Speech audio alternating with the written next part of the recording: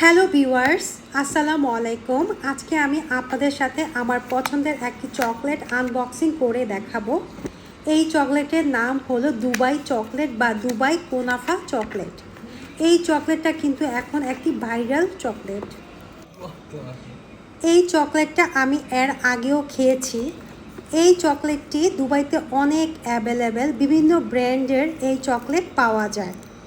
আমি এর আগে একটি অন্য ব্র্যান্ডের এই চকলেট খেয়েছিলাম, আমার কাছে অনেক ভালো লেগেছিল।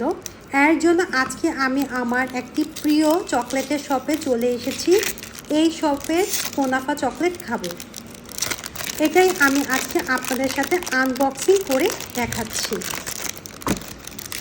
কুনাফা চকলেটটি নর্মালি কিন্তু অনেক মজা, একটু অন্যরকম, কিন্তু সব ব্র্যান্ডের কুনাফা চকলেট কিন্তু সেম না বা টেস্টি হয় না।